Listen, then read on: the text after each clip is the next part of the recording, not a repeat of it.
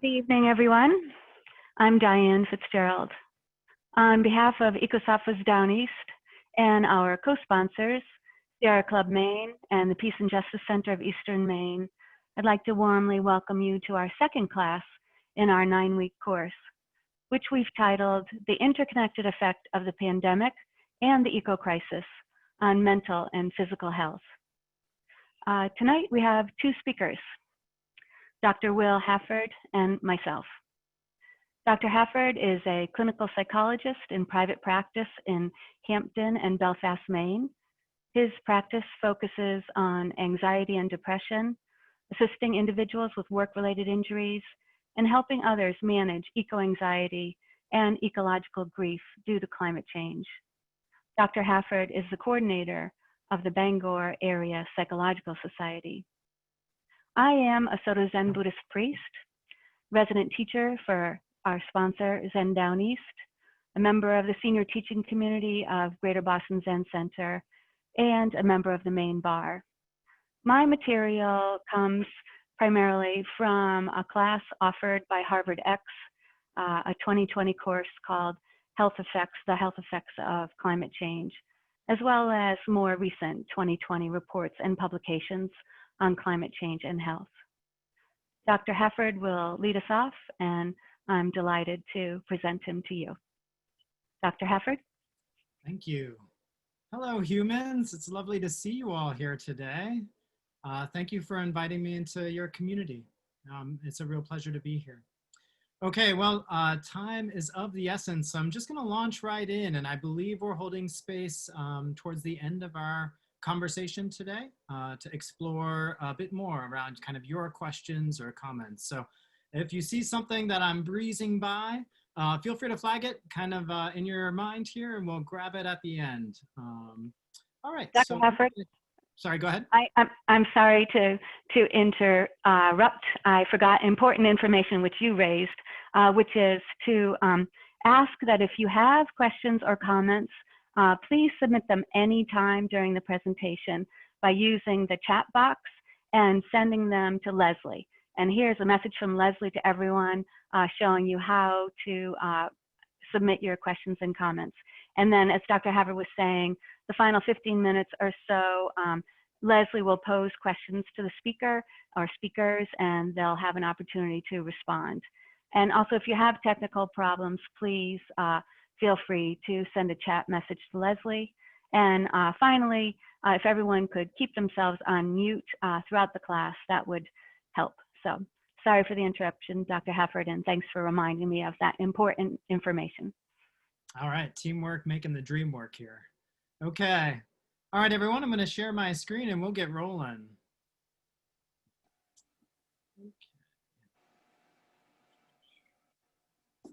Okay, so hopefully everybody's seeing a screen that says kind of the interconnected effect of the pandemic and the eco-crisis on mental health. It's looking good on my end here, so I'll get rolling unless I hear otherwise. So a bit about this human, hooray. This is Will Hafford in his natural environment outside and engaging with various audiences, in this case, teaching an undergraduate class. Not only do I keep a kind of small private practice on the side, one of the things that informs my work is that I'm a father of these two young primates that you see here. And so if you happen to hear any particular squawking in the background, most likely it's them very excitedly getting up to some sort of shenanigans. So hopefully it won't be too distracting that it's something I have to intervene with. But here we are living in COVID time where our office becomes our home and our home becomes our office. So in a previous life, I was kind of the coordinator, co-coordinator of the adventure programs at Unity College. Now I'm transitioned fully into private practice, also working with agencies just like this to kind of promote information about the intersection of psychology and nature. In this case, looking at the effects of climate change. So let's get rolling. So why this presentation, right? So given the scientific consensus that we see in the field, right, nearing 97%, we see not only is there a high degree of consensus, but also the impacts are becoming more and more clear to us. Actually, the next iteration of the Intergovernmental Panel of Climate Change is going to be putting out probably its most accurate and timely report in terms of the horizon of these changes that we're looking at. From our perspective, we're largely going to be considering some of the relatively negative impacts of climate change, in particular to human mental health. So, but we know that this is happening within a significantly larger context of environmental weirding, if you will. So this isn't only kind of substantive changes to environment and degradation, but also increasing and more frequent severity in weather events, species extinction. We are now kind of in the midst of the 6th great extinction that we're aware of, but famine and resource wars, and of course, pandemics as, species pressures, habitat loss puts us into ever greater kind of coordination or proximity to various species. We're seeing kind of a rapid proliferation, if you will, of pandemics. So while many of these things occur naturally, what we're seeing is it's happening faster. Right? Okay, so wouldn't we expect, based on this, that we would see an increase in the prevalence of things like depression, anxiety, feelings of helplessness and hopelessness, anger and fear, or what we tend to consider kind of persistent mental health issues, right? And one of the things I want to offer to you is perhaps this pathology that we're seeing is in fact, in a larger lens, normative, right? When we consider human mental health from a substantially larger frame. So that's kind of the first thing to leave you with. I think about this all the time in my work with clients. Is it my job just to help people feel better, right? Going about their day-to-day life? Or do I have a place in addressing this larger context that I'm aware of, kind of being a social scientist and engaging with communities? If I'm just helping them feel better in the day-to-day, am I just busy moving the deck chairs around? Right? These are questions that I find myself grappling with a lot in my practice, and in working with kind of other folks who identify as activists around climate change or kind of peace and justice issues. I know that this is often a point of kind of personal identity and struggle, right? We'll talk more about that. So hooray!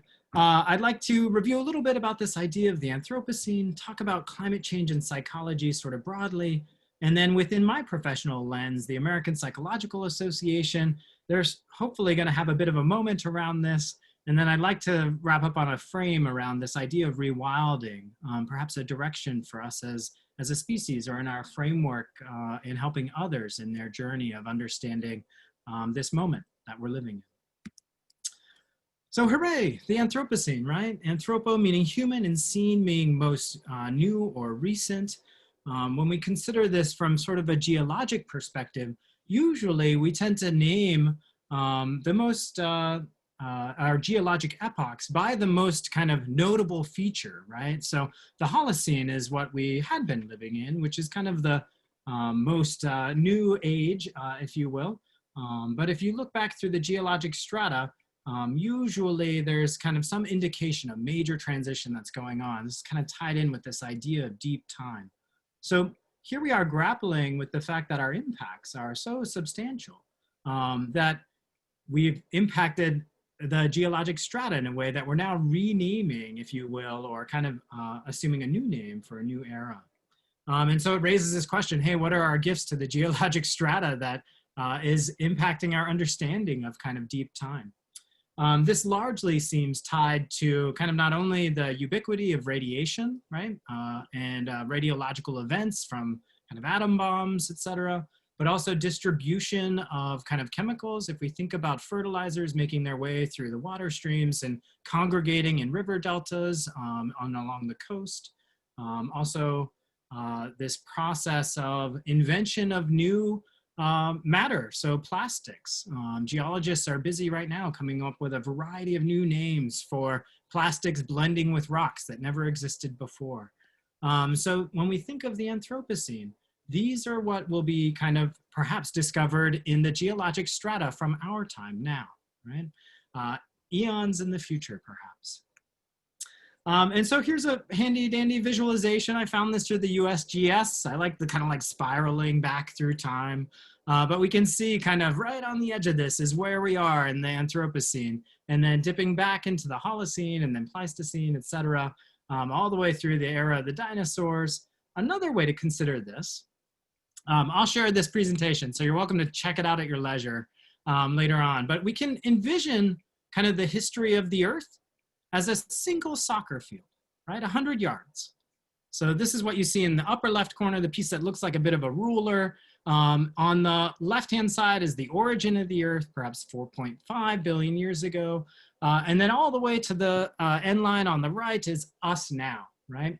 That last millimeter, or about the thickness of a blade of grass, concerns us in terms of human species, right? So that's not only capturing the last deglaciation event that was noted, but also what we would consider human cultural history, right? The artifacts that we look at in our museums that tell us a bit about our origin story. And then most recently, within the last 500 years, we see a rapid proliferation and spreading of our species, which is something we'll return to in a little bit here, with kind of this exponential curve upward of human population to the billions. This is actually a little bit dated now. So here we are, Homo sapiens sapiens, right? From the best understanding that we have currently, within 200 to 300,000 years, this is being pushed a little bit further as they discover kind of a new skeleton, usually in sort of sub-Saharan or Western Africa. But give or take, what we're thinking about here is that people just like us, or similar, very similar to us, have existed over this span of time, right? Approximately, using these numbers, about 7,500 generations, right? Which is kind of interesting to think about when you think about your parents and their parents going backwards through time, right? Ultimately leading up to this moment of you. It's kind of neat. My field, psychology, has been around for 0.0009% of that time. So this is an incredibly new tool for Homo sapiens to be grappling with, right? Maybe 7 generations, arguably, depending on how you interpret psychology and the differentiation from philosophy. But either way, this is new, right? And so this intersects at a kind of curious time for us in grappling with this question of what climate change is. I know you all are kind of a presentation in already. That's awesome. Hopefully I'm not kind of covering too much of the same terrain when I kind of review this.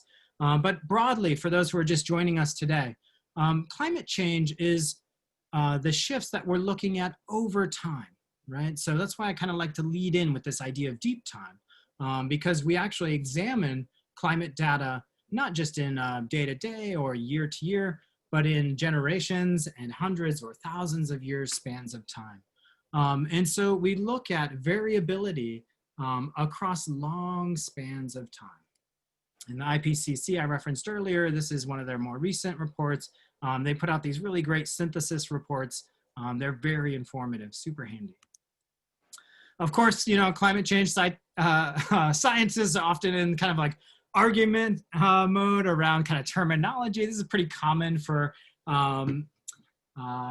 scientists or professionals maybe generally, right? Like, oh, slowly boiling in a pan. This is a pot, it's a kettle, damn it. It's kind of presents sometimes that there may be less uniformity or consensus than there actually is, right? So difference of opinion on some of the finer points is not the same as saying that most climate scientists don't believe that this is happening. So we know that there's a high degree of consensus. When we look at, and this is just kind of looking specifically at the US population here, so I'll narrow our lens a bit and kind of consider us specifically within the context of our culture. We can think of folks reacting to climate change in particular, or the pandemic perhaps also, around this spectrum of being alarmed or being dismissive, right? And usually the media in particular will present this very polar, simplified perspective, right? Where they'll invite one climate expert and one sort of, for lack of a better term, climate denier, right? Or skeptic. But what we know This is survey data coming out of the Yale program on climate change communication, and also good colleagues at George Mason doing that work, is that actually we have many different types of folks when we consider America, right? And so we know that that spectrum isn't just alarmed to kind of dismissive. Actually, the majority of folks are kind of on the concerned end of the spectrum, right?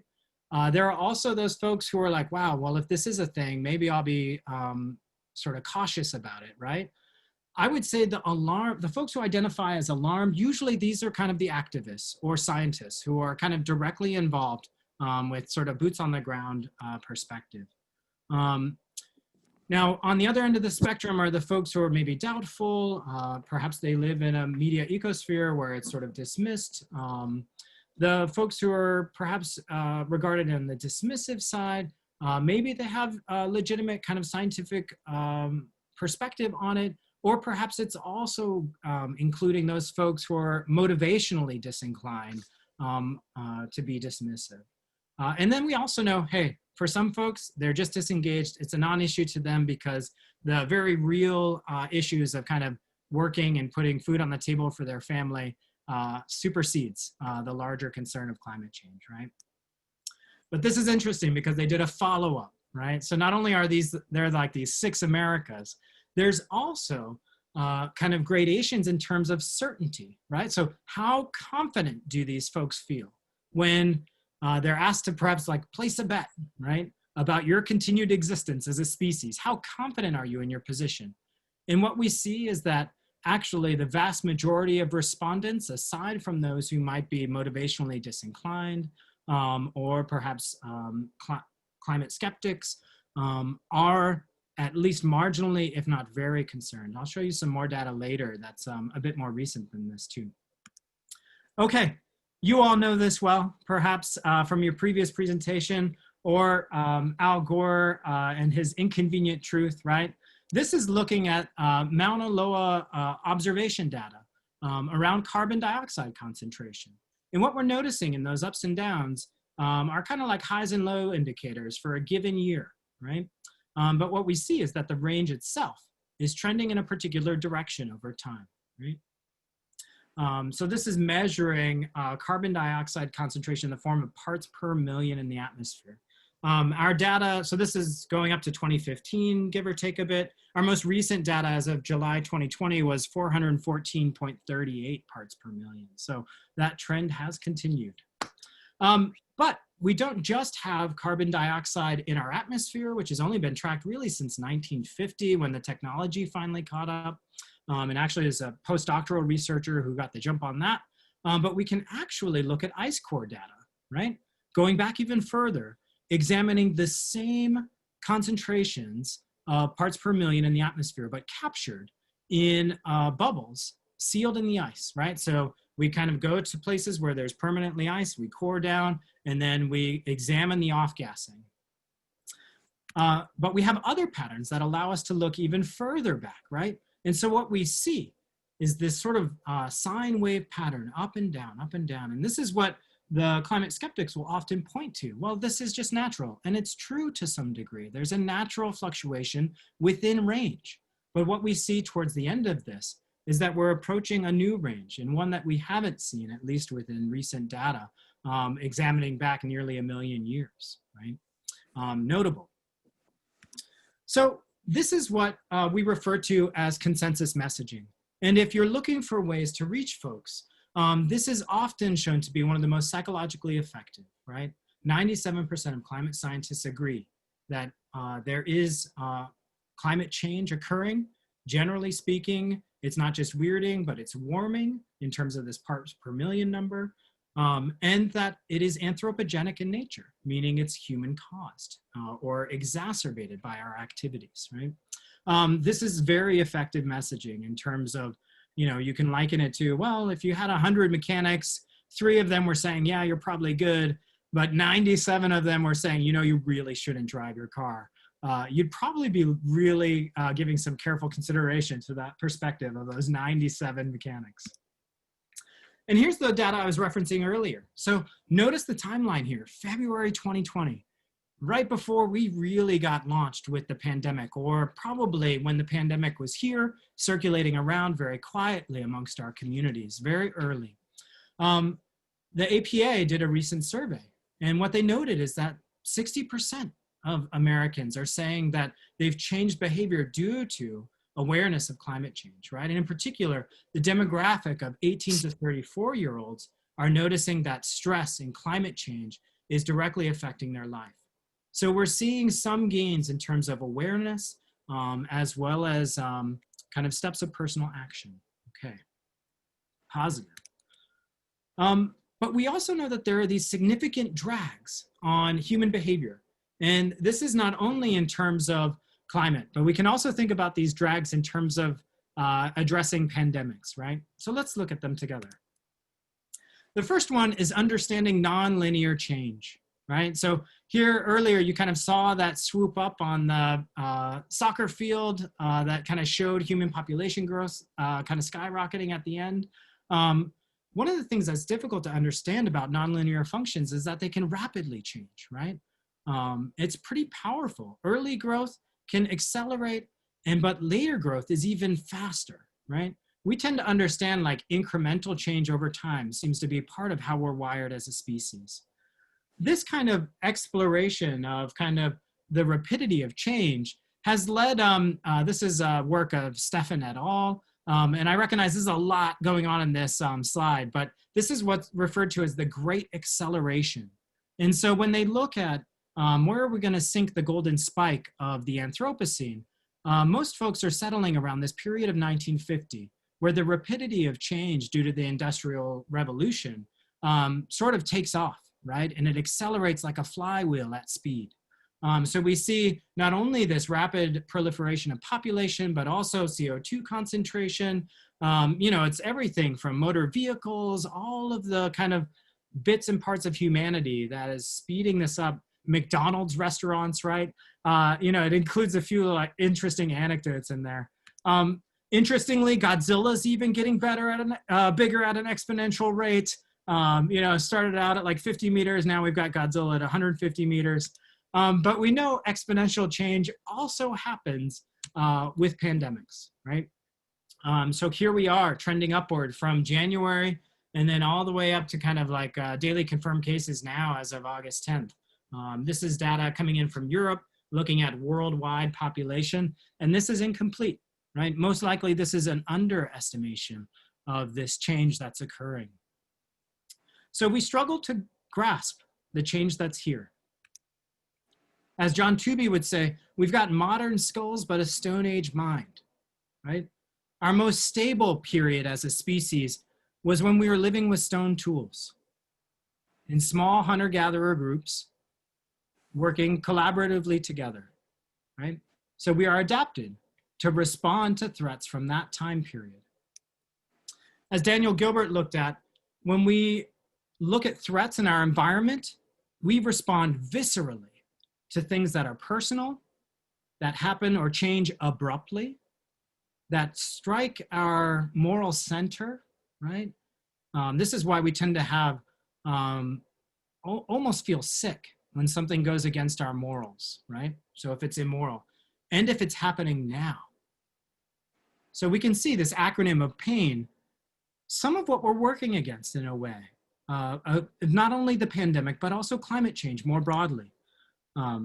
This is just a funny little anecdote from Stephen Colbert. Global warming isn't real because I was cold today. Also great news, world hunger is over because I just ate. In a way, this has led many to think of climate change as being the perfect problem, right? Or in Maynard speak, this is a wicked problem, bub. And Robert Gifford explored this further and looking at what he refers to as the dragons of inaction, right? So not only do we have a low understanding of the problem, our ideological worldviews or media bubbles play a significant role. We tend to key off of indicator people in our social circles, right? So we look to our leaders, for example, to model positive behavior for us, and we respond appropriately. This is why when you're in a crowd, if for whatever reason, those people around you just start screaming and running, most likely, even without identifying a threat yourself, you will probably end up responding and taking off maybe in a similar direction, right? We tend to have sunk costs related to our behavior. This is why it's hard to walk away from things that you've invested even a nominal amount of money in, because you think, oh, well, I don't want to lose that money. He also noted that we're seeing an increase or prevalence of discredence towards expert opinion, right? So that 97% of climate scientists sort of saying, oh, well, this is a serious issue, we're playing a role in it. There's a competing factor going on here. And also we've got differences of perceptions of risk due to change. And then lastly, perhaps what's most sobering for us as folks interested in climate is that we can make change, but it can still be inadequate. And that places us in a position of helplessness and hopelessness, right? What can one single drop of water do? This leads me to the conversation I often have with myself and also with my clients. How is this impacting you? What are you feeling? In those moments, the quiet moments in your day or in the evening, what comes to you unbidden in the night? Right? How do you feel it in your body? What are you experiencing? Here at 1600 Pennsylvania Avenue. So I got curious and I asked my colleagues at BAPS, Bangor Area Psychological Society, and said, hey, tell me what you're seeing. This is a very unofficial poll, but it represented a good cross-section of folks practicing in kind of the Bangor and greater Midcoast area here in Maine, at least. And I suspect it's similar, speaking regionally across the Northeast. 2/3 of my colleagues say they are working now with clients around ecological grief, anxiety, and stress in their practice, either on a weekly or monthly basis, right? So my colleagues who are not even identifying as kind of having a niche or specialty are seeing this now in the general population. And that notably, 3/4 of my colleagues are themselves grappling with their concerns, as many are in the community who are helping kind of address this larger issue. So if you're feeling this, you are not alone, right? And if, in a way, it's a silent pandemic that's out there now affecting our mental health. So we know that there are physical health impacts. I'll leave Diane to kind of explore this a bit further, but we're interested in kind of the mental health impacts. And so I'll kind of talk a little bit about this. This is great information. APA kind of got on the ball finally, starting about 2013, 2014, partnered with Ecoamerica, and put out a couple of really useful guides. And I'll kind of share those afterwards so you can have access to them.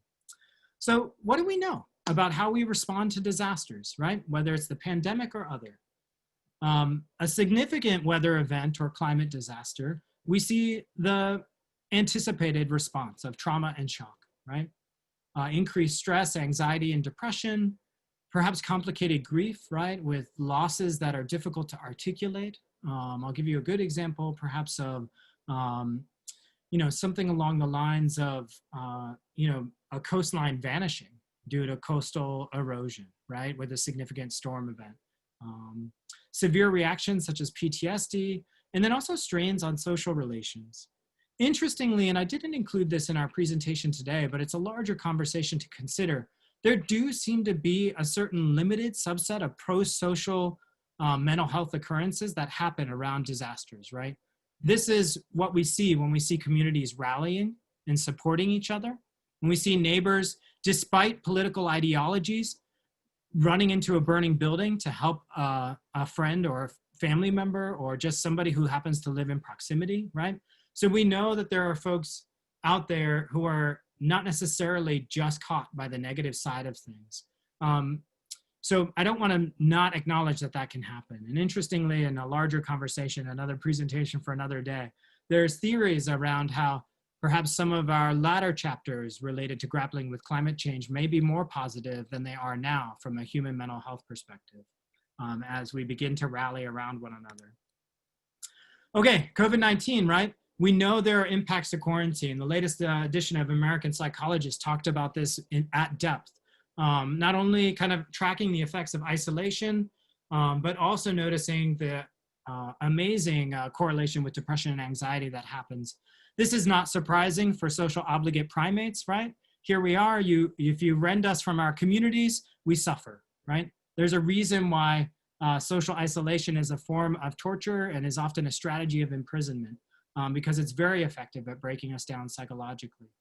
The erosions of our social support systems and disruptions, when we begin to make decisions for ourselves around our own safety to minimize our exposure, we limit our exposure to other positive protective factors. We know there are occupational impairments. We know that these are self-reinforcing, where financial stressors and occupational stressors go hand in hand, and those in turn wear on family systems. In fact, there's a very strong correlation of financial stressors in a family unit, in particular between parents, exacerbating sibling conflict that lasts for decades, right? We know this from our studies of poverty data in America in particular. But it's also stressors every day, things that would normally be not stressful, except perhaps the most introverted of us, or the hermits amongst us, and I count myself amongst the introverts, so you're my people, solidarity. But where simple activities of daily living, like going to the grocery store, suddenly become something to manage, right? Okay, I've got to suit up, I've got to get my mask on. And we come home and we take out that stress on our loved ones around us sometimes, right? Or ideally, if we're working carefully with ourselves and recognizing the changes happening, we know to attend to those changes. We're also seeing significant shifts in attitude towards government, which is quite fascinating. Okay, but we also know it's not just severe events or marked changes like a pandemic, but it's also gradual effects over time. And we're seeing substantial upticks in substance abuse, rates of anxiety, depression, severe and persistent mental illness amongst younger and younger populations, increases in mental health emergencies. We're tracking this data through hotline access, for example, and emergency department access. There's a growing kind of sense of loss. There's a fatalism and resignation in particular amongst the activist community. Not only can this impact your personal identity and occupational identity, just a quick example, I had probably, one of the most like salty, crotchety, like old school Mainers ever, would never kind of self-refer for coming into counseling, sit in my office and kind of say, I don't know what to call myself as a lobsterman when the lobster go away, right? So noticing those changes in the fishery going on now, it means something for your sense of self and your sense of control. We know about Kubler-Ross and their grief cycle. Stay tuned, because one of the latter presentations is going to be focused a lot around grief. This is a representation from my wonderful colleague, Dina Whitman. She's an artist. We traveled the state of Maine kind of talking about art in psychology, grappling with climate change. But we know that denial is a part of this, right? And so I love this picture because I think it's somewhat alarming, but then also you got folks kind of going about their day-to-day recreation. So I applaud the activity outside in green spaces, but I also notice the discrepancy of awareness of our circumstances, right? And sometimes I think I feel like this. And when I hear my clients who are really grappling with this, I think they often feel like this too. It feels that immediate, right? And they feel that discordance when others around them are kind of going about business as usual. We know Worden talks a lot about this task of mourning, going through kind of discrete stages. I'll leave it to my colleague to follow up later around grief. This is a really great model. But then also, this is a model I use a lot when I'm working with folks around climate change and how to maintain that position of accepting and acknowledging loss and anxiety and feelings of grief and going through your day-to-day. And this is built off of looking at sort of how folks recover from loss, usually loss of a loved one like a child or loss of a significant other. We tend to vacillate between being loss-oriented and the grief process and being restoration-oriented and discovering aspects of ourselves now. And I think as a culture and a society, there's a parallel here for us as we go back and forth. That's why it can kind of feel like very jarring, right? Even for ourselves personally. I want to hold this hope of kind of doing this good work, or at least this sense of purpose in my work, but I also feel dragged into this place of darkness and hopelessness or loss, right? So it's a process, and hang in there. Which touches on another theme, which is this is a social justice issue, just like the pandemic is a social justice issue, because it strikes at the most vulnerable amongst us, right? We know that this is a human rights priority, that mitigation and adaptation has to account for these features, right? This is a document coming out of the UN. And it has roots here in Maine. Here's a poverty map, right?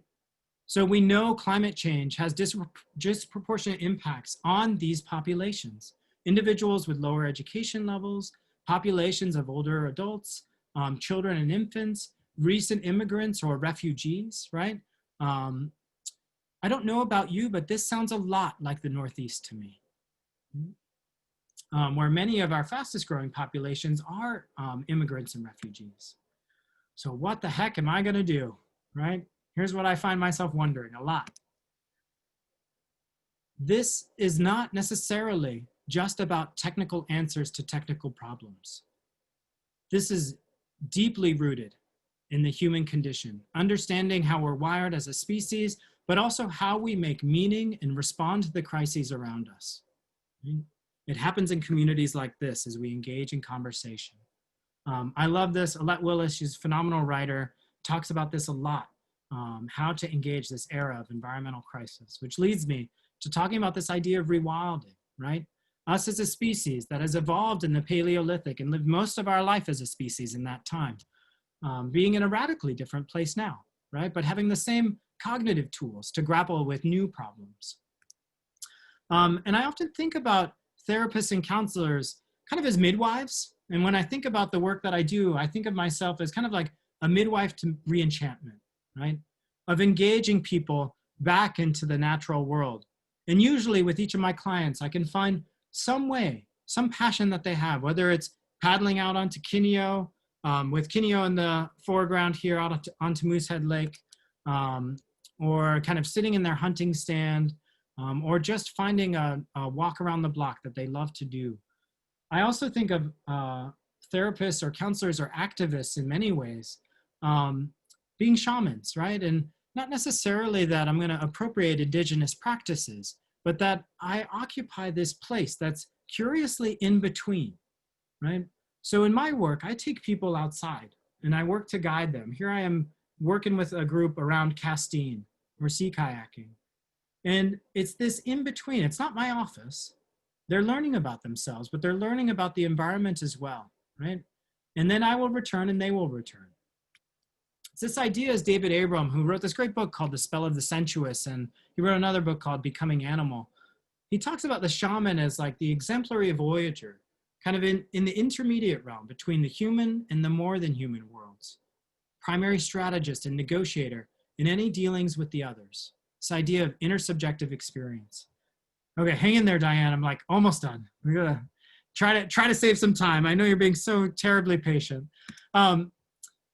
I also see that we have a role as activists, as community members with the knowledge and being immersed in some of this information, as Vygotsky would describe us, educational psychologists, as more capable peers, right? That as fellow folks on the journey to connect to these resources around us. Here I am working with a student, literally dangling them off. They have a very felt lived experience here on Otter Cliff in Acadia National Park. They are learning about their anxiety. They're learning about being in this moment right now. They are connecting with themselves and with the world around them, right? And then we bring them back into the group and they share what they've learned. Richard Louv, folks know this writer from Last Child in the Woods. He wrote another book also called The Nature Principle. It's a phenomenal resource. He basically makes the argument that it's those who have kind of an understanding of nature and who learn to balance the virtual with the real, right? Who will be able to help us most adapt. And I feel like that's also a credit to my colleagues who are doing this good work to put us here in this moment.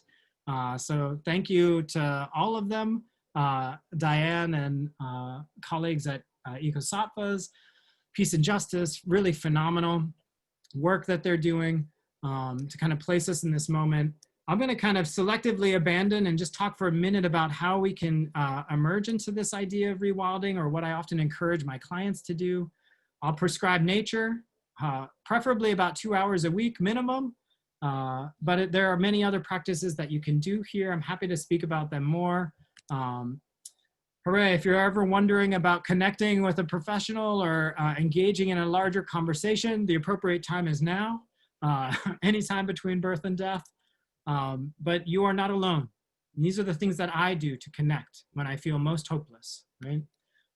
This is me working with my colleague Dina, and then taking our conversation and creating this guide to loss and grieving in the age of the Anthropocene, and then touring it around the state, at Camden, all around. And then also being here, right? You are choosing to be here now and engaging this community. There are other folks in professional organizations. I think this is another little spark of hope. They're putting out awesome resources. It's gaining speed. When I was coming out of my graduate work, it was few and far between. I really had to dig. It was one of my big critiques, but it's here. There are great guides out about how to engage community, how to support them, and how to strengthen, right? And essentially that, as my colleagues in BAPS wanted to share with you today, hey, hope and act. There's power and connection, and strength follows. Relapse doesn't mean that our recovery is over. Progress is nonlinear. This is a process, right? Worst case scenario, we make a better world for nothing. And when in doubt, I always return to Wendell Berry. So with that, I'll hand it over to Diane. Thank you for being so patient, Diane. Oh, thank you so much, Will. To take such a complicated topic and make it so accessible is astounding.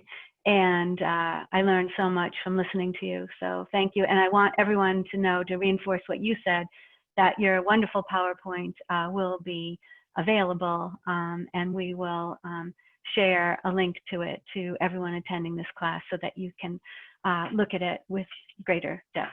So thank you, wonderful.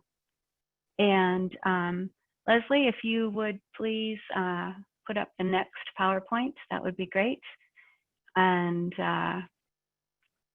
I'll be talking about the interconnected effect of the pandemic and the eco crisis on physical health.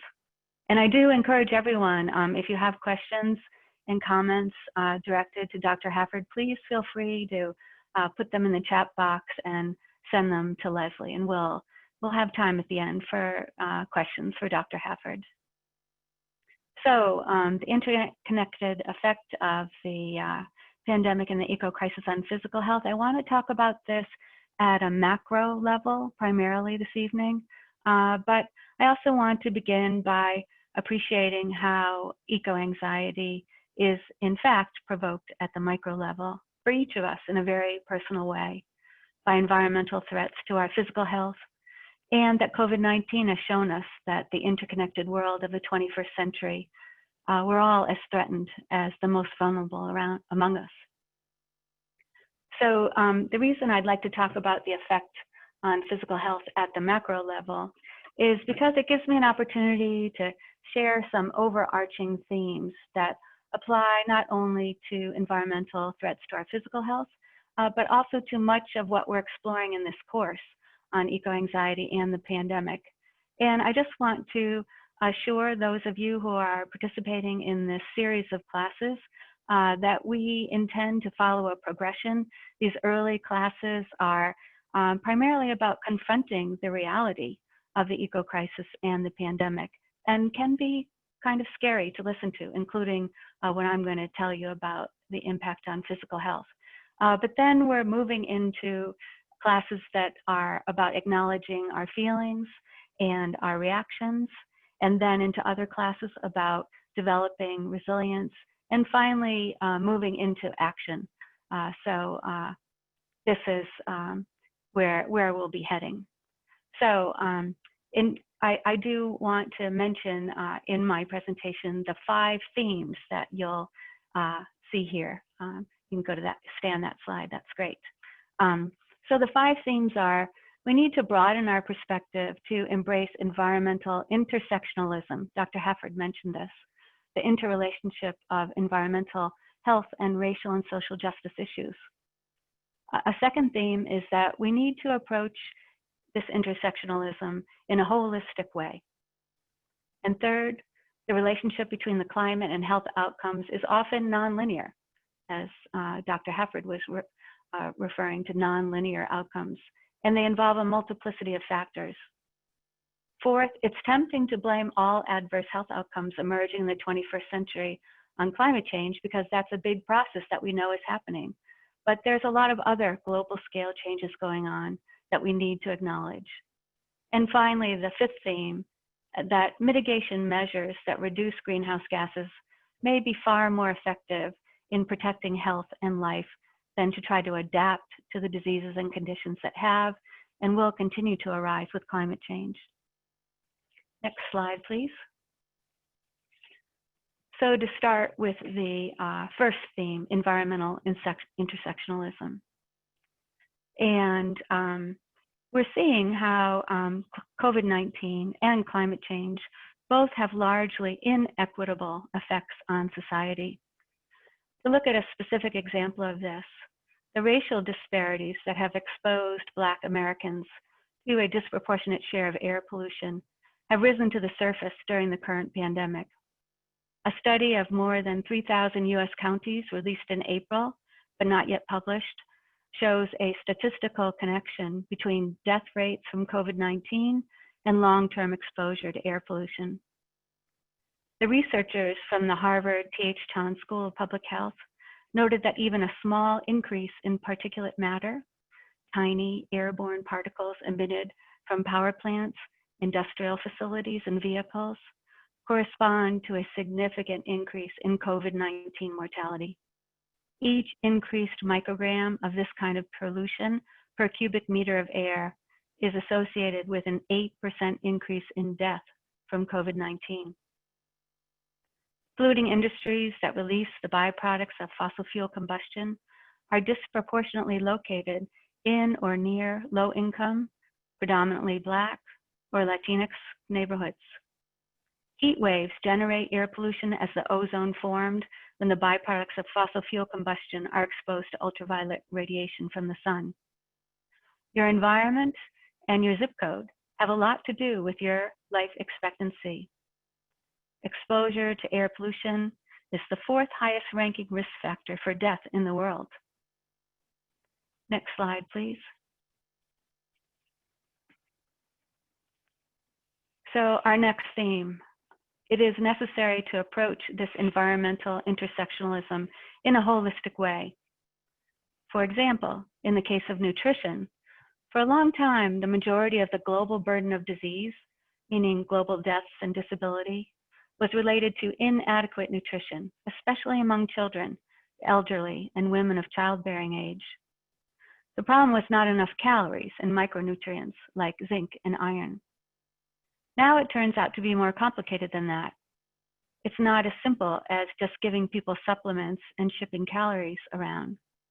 It turns out that the lack of wholesome foods is accounting for a greater share of the risk factor for disease.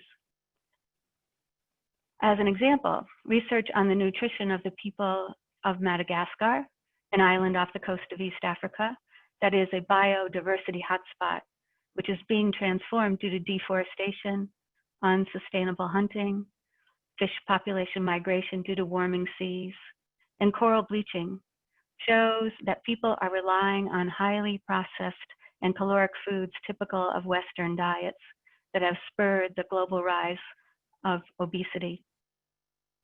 Currently, 90% of global fisheries are fully or overexploited, meaning that given current fishing practices, they will be entirely consumed, maybe as early as 2050.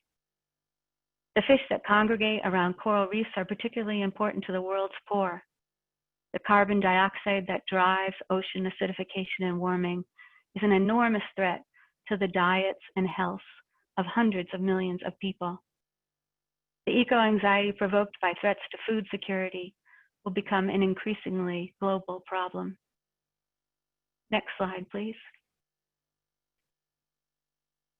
The next theme is that the relationship between climate change events and health outcomes is often nonlinear and involves a multiplicity of factors that interact in a complex and often unexpected way. For example, mosquito-transmitted diseases like malaria and dengue sicken more than 200 million people each year, and more than 400,000 die, most of them children under age 5. Researchers are trying to predict how climate change will change where and when these vector-borne diseases will appear. Warmer temperatures accelerate mosquito development, but at high enough temperatures, it can be lethal to the mosquitoes. As the climate warms, cities with millions of people that were historically at high enough altitudes too cool for mosquitoes may become hotspots for disease, and places like West Africa, where malaria is now endemic, may become too hot for it. Based on their worst-case scenario projections, researchers believe as many as 1 billion people could be newly exposed to these illnesses within the century. Next slide, please. While it is tempting to blame any adverse health outcomes in the 21st century on climate change, because it is a big process that we know is happening, we need to take into account other global scale change going on in the world. As we've seen dramatically with the spread of COVID-19, increased rates of travel and trade movement around the world mean that it doesn't take very long for a virus that infects a person to get from Asia to North America or Europe and start off a new epidemic. Urbanization and urban poverty are also important factors related to the ability of a virus to spread like wildfire once it's there. We have to think of climate change, health, and disease as a suite of different processes that are going on and consider how they interact with a host of different factors. Next slide. And finally, mitigation measures which reduce greenhouse gas emissions may be far more effective to protect health than to try to adapt to the diseases that have and will continue to arise with climate change and the threats to human life. If we consider the impact of climate change on human migration, for most of human history, people have lived within a surprisingly narrow range of temperatures in the places where the climate supported abundant food production. But as the planet warms, that band is suddenly shifting north. According to a path-breaking recent study in the journal Proceedings of the National Academy of Sciences, the planet could see a greater temperature increase in the next 50 years than it did in the last 6,000 years combined. By 2070, the kind of extremely hot zones like in the Sahara that now cover less than 1% of the Earth's land surface could cover nearly 1/5 of the land, potentially placing 1 of every 3 people alive outside the climate niche where humans have thrived for thousands of years. In early 2019, a study out of the Pulitzer Center modeled for the first time how people would move between countries, especially from Central America and Mexico toward the United States. Every one of the scenarios it produced points to a future in which climate change becomes a source of major disruption, increasingly driving the displacement of vast populations. The modeling and the consensus of academics point to the same bottom line. If societies respond aggressively to climate change and migration and increase their resilience to it, food production will be shored up, poverty reduced, and international migration slowed, factors that could help the world remain more stable and more peaceful. The window for action is closing. The world can now expect that with every degree of temperature increase, roughly 1 billion people will be pushed outside the zone in which humans have lived for thousands of years. Next slide. And finally, in an open letter to all EU leaders and heads of state on this past July 16th, Greta Thunberg wrote, "We must stop pretending that we can solve the climate and ecological crisis without treating it as a crisis." The complexity of the interrelationship between climate change, the pandemic, racial and social justice issues, and human health demonstrates the urgent need to bring all of the world's intelligence, empathy, and resources to bear on this crisis and to treat it as such. Thank you. Leslie, you can stop the screen sharing and we can open it up to questions and comments.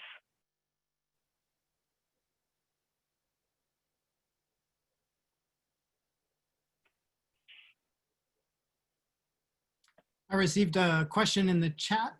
Somebody was asking kind of about the rewilding resources. It's a really interesting kind of fairly recent development that's come out, but you've probably heard about various versions of it. It's new, but also old. So things like forest bathing, I would consider as one of those practices. Essentially, it's a larger umbrella to kind of look at ways that folks engage with the natural world or green spaces. And so it's not necessarily advocating a return to wearing animal skins and living in small groups, roving for our food together, but instead just kind of recognizing that we are wired and the natural world has really interesting reinforcing properties on us, in particular our attention and focus and restorative processes. So helping us kind of get out of the various boxes we live in, like this Zoom box, and get back out and immersed and connected to the world. So there was a question about particularly groups around. They wear many hats, and sadly, many of them are on pause during COVID time. But interestingly, there are some groups that are doing this to come back and have community and then carrying on an individual practice. In particular, something like a sit space where they'll go out and meditate in a designated spot outside of their home for a half hour and then return after to have a conversation with the community here. So it's out there. I'm less familiar with all of your communities, but I am happy to share those resources for anybody interested in Maine or kind of regionally around the Bangor area as well.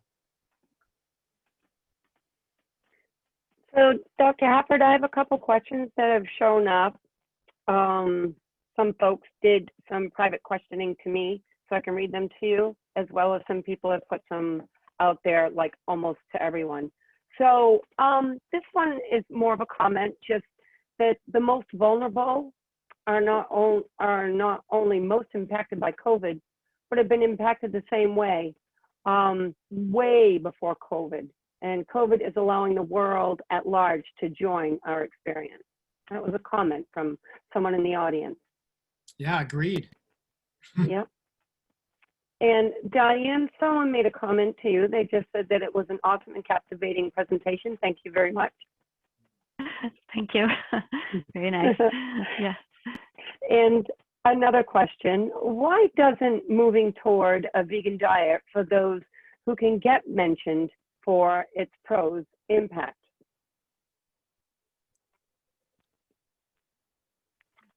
I'm sorry, I missed that question. Can you repeat it? Yeah.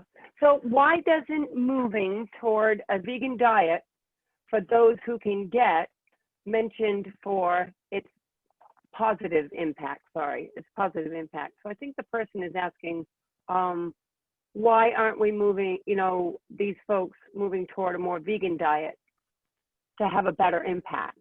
Yeah, or plant-based. Boy, that's a significantly large question around kind of our structural systems, tying into things like food deserts and accessibility to resources, and our food systems being relatively impoverished in some areas, as Diane was mentioning. So, I do see a lot of conversation in the literature when I look at recommendations as a species from a big picture to make the transition to be less reliant on kind of industrial agriculture.